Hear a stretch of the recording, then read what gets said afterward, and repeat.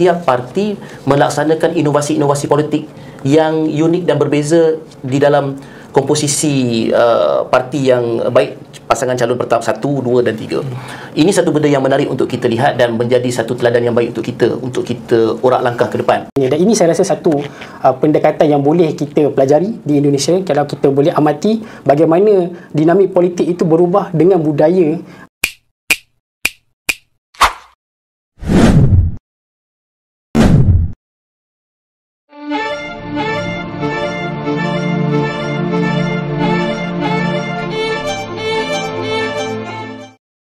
Assalamualaikum warahmatullahi wabarakatuh.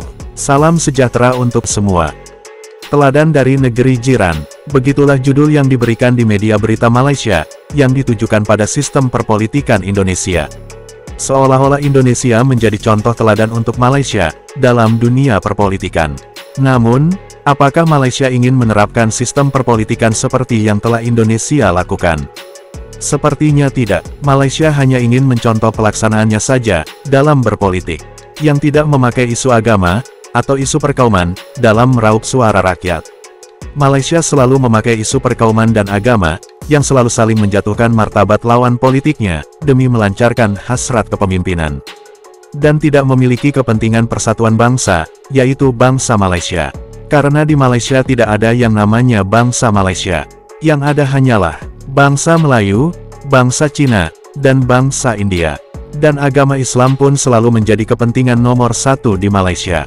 Tidak seperti di Indonesia, yang tidak memakai isu perkauman dan agama, walaupun berbeda pilihan, namun yang dikedepankan adalah untuk kepentingan persatuan bangsa, yaitu bangsa Indonesia. Karena Indonesia adalah negara demokrasi, dengan ideologi Pancasila, yang memiliki semboyan Bhinneka Tunggal Ika, berbeda-beda tetapi tetap satu. Dan agama Islam walaupun di Indonesia adalah agama yang mayoritas, bahkan Indonesia adalah pemeluk agama Islam terbesar di dunia, tapi agama Islam tidaklah menjadi faktor yang utama. Yang terpenting dan yang paling diutamakan adalah untuk kepentingan bersama, demi menciptakan persatuan bangsa, yaitu bangsa Indonesia, apapun kaumnya, dan apapun agamanya.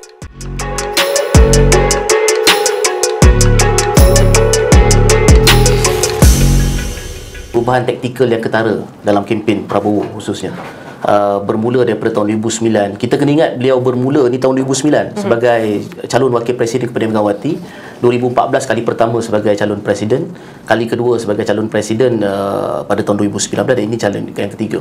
Memang berlaku perubahan yang agak drastik daripada segi kempen, walaupun sebenarnya ada pandangan-pandangan di media Indonesia yang mengatakan bahawa perubahan itu sebenarnya kosmetik, kerana Prabowo masih lagi mengekalkan identiti general beliau tu kalau beliau berada dengan publik dan sebagainya. Walau bagaimanapun, selain daripada apa yang saudara Fakhrul Aziz sebut sebentar tadi, satu benda yang menarik dalam pemilihan Indonesia yang menyaksikan pertarungan untuk meraih sebanyak 200 juta suara, dan 113 juta adalah generasi Z. Kita kena ingat pertarungannya itu. Yang menarik untuk dibahaskan di dalam pemilu kali ini ialah bagaimana setiap parti melaksanakan inovasi-inovasi politik yang unik dan berbeza di dalam komposisi parti yang baik pasangan calon pertama 1, 2 dan 3. Ini satu benda yang menarik untuk kita lihat dan menjadi satu teladan yang baik untuk kita urak langkah ke depan. Khususnya dalam konteks Prabowo, saya kira untuk kali yang ketiga ni dia bukan sekadar laki sebenarnya, kerana memang bukan menjadi satu rahsia bahawa Jokowi di belakang Prabowo. Malah seorang pakar undang-undang di Indonesia menyatakan bahawa mungkin ini pertama kali dalam dunia seorang presiden tidak berkempen untuk partinya sendiri, tetapi berkempen untuk calon dari parti yang pernah menjadi seterunya. Itu satu benda yang unik. Malah kalau boleh sedikit, saya ingat sesiapa pun yang menonton pun mungkin boleh buat research sikit. Sebenarnya Jokowi dah bagi hint pun untuk menyokong Prabowo ni dalam hari ulang tahun Parti Persatuan Indonesia Perindo, yang diketuai oleh Haritano, seorang tycoon media di Indonesia, pada tahun 2022 lagi. Dia kata, saya dah pernah menang wali kota 2 kali, saya menang gubernur sekali, presiden saya dah menang 2 kali, minta maaf Pak Prabowo kalah, tapi nampaknya 2024 ni jatahnya Pak Prabowo. Dia dah sebut tu tahun 2022 lagi. Sebenarnya hint bahawa mungkin dia akan memberikan signal kepada Prabowo. Dan ternyata dalam kajian awal yang dapat kita lihat dalam beberapa dapatan quick count yang telah disorot oleh saudara Alif di Jakarta tadi, memungkinkan Prabowo menang landslide lah untuk putaran pertama. Walaupun ada sedikit perbezaan calculation, saya ingat dalam satu website kawalpemilu.org, calculationnya berbeza sedikit, yang mana Anies telah cecah 30%, Prabowo turun ke 52%, Ganjar statik di 16%. Itu yang terkini yang saya lihat jam 9 tadilah. Jadi macam kita lihat sekarang pemilu pada tahun ini sedikit unik berbanding dua pemilu yang sebelum ini, di mana kita lihat tiga penjuru, di mana pada awal siaran tadi kami menyebut kali terakhir adalah pada 2019 yang melibatkan 2009 maafkan saya, yang melibatkan Susilo Bambang Yudhoyono, Megawati dan juga Yusuf Kala. Dan bagaimana Encik Fakrul Razi melihat kemeriahan pesta demokrasi pada kali ini? Indonesia seperti biasa, saya fikir ini adalah budaya mereka. Bila melihat pada pemilu dan sebagainya, perbincangan, diskusi di mana-mana sahaja berkenaan dengan pemilu ni adalah satu ruji bagi mereka. Dan ini adalah saya rasa bukan sekadar pesta demokrasi, tapi pesta yang menentukan hala tuju Indonesia ataupun pentadbiran dan sebagainya. Dan kalau boleh saya tambah tadi, walaupun populariti Jokowi itu 80%, ia menyebabkan masyarakat di bawah juga melihat perlunya ada pemimpin ataupun sosok leadership yang hampir sama dengan Pak Jokowi. Tidak boleh lari daripada itu. Walaupun dalam beberapa survey sekalipun, kalau kita lihat dalam lembaga survey terakhir sekali saya rasa bulan Januari, bila saya lihat benda tu, hampir 70% mengatakan ekonomi mereka mungkin stagnan, tidak berubah dan sebagainya. Tetapi populariti Jokowi tetap 80%, 75%. Ini memberi signal ataupun masyarakat telah memberi signal awal kepada pemimpin Indonesia bahawanya leadership is very important untuk Indonesia maju ke depan. Tidak ada kompromi untuk seorang leadership itu lemah. Perlu meneruskan leadership itu dengan pelan-pelan perancangan yang lebih baik untuk masa akan datang. Dan kalau kita menyentuh Gen Z ataupun millennial, adalah satu fenomena di Indonesia di mana kalau kita lihat sendiri bagaimana saudara Hidayat katakan tadi, Prabowo telah menukar beberapa taktik dan sebagainya. Tapi taktik yang ditukarkan itu adalah berakal kembali kepada rakyat. Daripada general yang kita kenal daripada 2009, general, tetapi hari ini kalau kita lihat kempen-kempen semua mendasari kepada rakyat.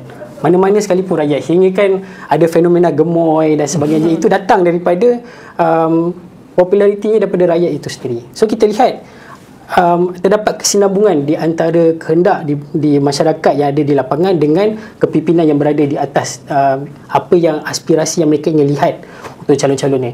Kalau kita katakan Prabowo saja pun juga tidak semestinya, tapi kalau kita lihat Anies, satu benda yang saya rasa agak unik kerana pada awal kempen calon presiden, dan dia juga adalah Anies adalah antara orang yang terawal mencalonkan diri sebagai calon presiden. Kalau kita lihat Anies pada ketika itu di tangga ketiga. Tetapi selepas perdebatan, selepas kempen selama 75 hari ini, kita dapat melihat bagaimana pasukan kemenangan Anies boleh mengatasi Ganjar dengan Mahfud di tangga kedua. Dan ini kalau kita lihat satu dinamik politik Indonesia di mana apa-apa sekalipun boleh berubah dalam beberapa fasa dan sebagainya. Dan ini saya rasa satu pendekatan yang boleh kita pelajari di Indonesia, kalau kita boleh amati bagaimana dinamik politik itu berubah dengan budaya dan apa orang kata contestation politik yang saya rasa agak sihat berbanding kita menyanggah antara satu sama lain, tetapi idealisme yang dibawa ke hadapan kepada rakyat itu memberi mereka kelebihan untuk dipilih sebagai calon presiden itu sendiri. Kepada keputusan awal, saya rasa hampir semua agensi berita dan juga penganalisa sudah pun membuat rumusan bahawa Prabowo Subianto, bekas General, Bapak Prabowo akan menang dengan satu pukulan saja. Kalau kita lihat media sosial Prabowo sendiri, salah seorang pemimpin dunia yang telah menelpon beliau adalah PMX sendiri. Perdana Menteri Datuk Seri Anwar Ibrahim telah pun menelpon Prabowo untuk mengucapkan tahniah atas nampaknya lah kemenangan yang walaupun belum disahkan secara rasmi, sebab proses untuk kira hampir 200 juta undi itu mungkin ambil masa.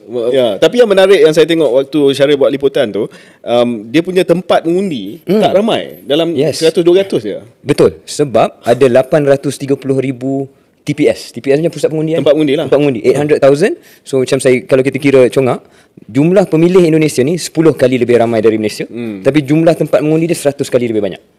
So that explains I guess And then dia dia punya tempat mengundi ni Tempat biasa je. tempat biasa lah, tak ada Kemah macam tepi sekolah jalan, yang ada tak polis, yang ada rope line, yang Nothing. gazette, tak boleh datang 500 meter, No such thing. bendera dan sebagainya. Just make it easy. Just make it easy. Kemah tepi jalan, ada satu abandoned building, that's where they did the TPS. Yeah.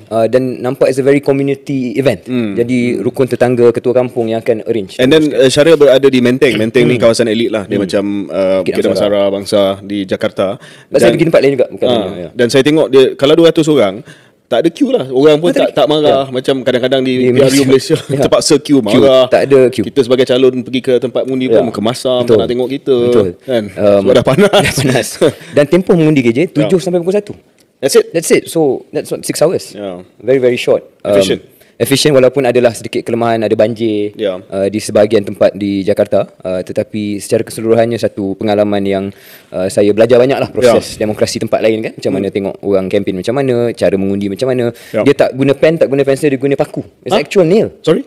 Yeah, so they poke through, dia cocok, namanya coblos. Dia Dia kalau coblos di kertas. America chat, di hanging chat kan, dulu dia di Amerika they have to punch, and then that's called the chat. Kalau dulu Gore dengan Bush hanging chat tu tak jatuh. Got it. So di coblos. Ni coblos pakai paku. So cocok, and then that's your vote. I see. So perkara-perkara macam tu yang kita belajar. Ya, adalah berkenaan dengan hubungan Malaysia dengan Indonesia ni. Ya, dan apakah ia akan berubah dengan Bapa Prabowo sebagai presiden.